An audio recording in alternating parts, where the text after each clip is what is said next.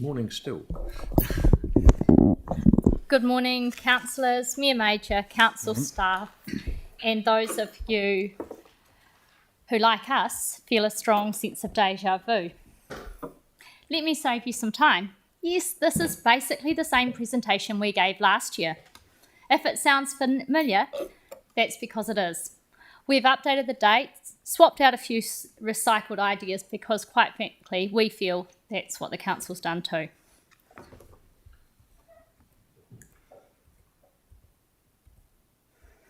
We are here on behalf of the Christchurch Central City Business Association, which represents over 1,136 businesses operating in the heart of our city. Our members range from small independent retailers and hospitality operators to large-scale employers and property owners, all whom are deeply invested in the success and vibrancy and financial stability of the central city. We are the people who open our doors in our businesses every morning. We pay rates, we create jobs, we stay late, and we often act as unofficial tour guides to our lost tourists. We love the city, but loving it doesn't mean we're here to stay silent when wasteful spending threatens to undermine the hard work that every business puts in every single day. So today we are back with the same message, because until we stop seeing unnecessary projects with over-generous budgets, we'll keep calling it out, louder, clearer, and with a few more punchlines.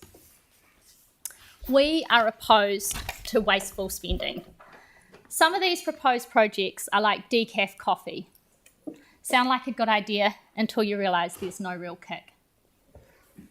The council needs to treat public money the way ratepayers do, carefully, intentionally, and with a little bit of scepticism. If it doesn't deliver measurable benefits to the residents or the local economy, it doesn't belong in the budget. Full stop. Let's talk about the Central City Shuttle. Rebranded, rehashed and redundant. The Central City Shuttle, formerly known as the Shopper Bus, is proposed to make a comeback from the dead. But here's the bit that's been lost. Christchurch has changed. Our retail core is compact, our streets are walkable, and the idea of a bus doing a few laps around city blocks feels more like a nostalgic trip than a strategic move.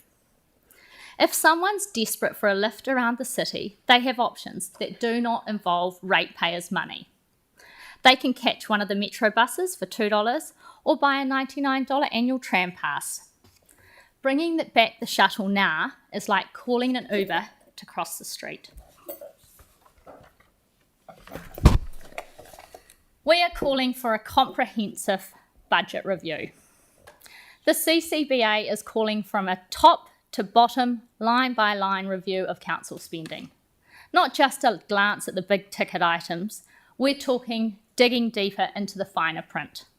The current financial environment demands more than business as usual. It demands discipline, transparency and courage. The courage to cut what's not working and double down on what is. We're not saying every idea needs a 10x return. We're saying that every dollar should have a purpose.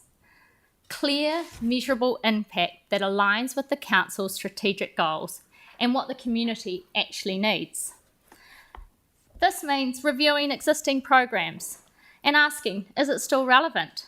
Identifying underperforming initiatives and making hard calls, ending the financial equivalent of binging on glitter glue, the shiny feel-good projects that look exciting but deliver little long-term value. We understand not every cut's going to be popular, but popularity is not a benchmark of good governance. Impact is. What this city needs right now is less window dressing and more foundation work.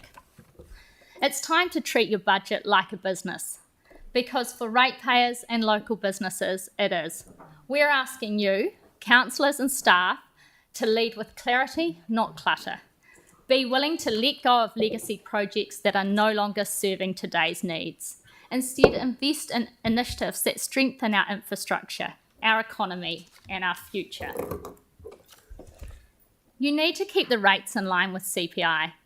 Inflation is hammering both households and businesses. Operational costs are up, wages are rising, insurance premiums have skyrocketed, and yet we're simply told to absorb it and get on with it. For many central city businesses, margins are razor thin. Consumer spending is cautious. In this environment, a hefty rate rise feels less like a civic contribution and more like a penalty for staying open. Add the steep rate hike of 8.2% for non-residential properties on top of already ballooning costs. It's like handing a drowning person a barbell and calling it a lifeline. We're not asking for miracles, we're asking for discipline.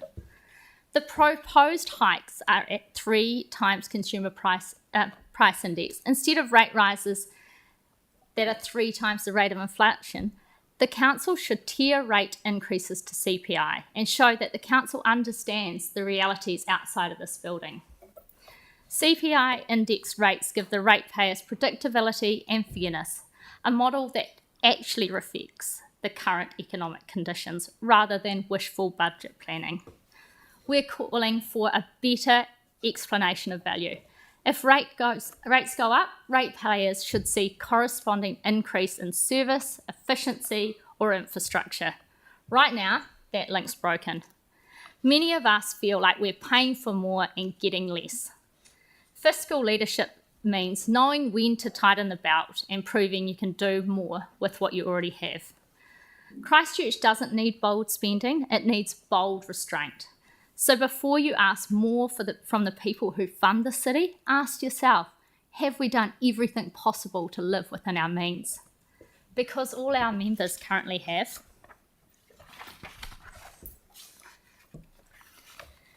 Every household and business knows the drill. If it's not earning, it's costing. And when debt levels are too high, reality needs to be faced. Sell the surplus, cut the clutter, and get the city's finances back into shape. The city cannot maintain the current high levels of debt and borrowing. It cannot borrow its way into the future while pretending it's someone else's tent. This does not work. In conclusion, yes, this is basically the same speech we gave last year. We've added the date and added a bit more edge.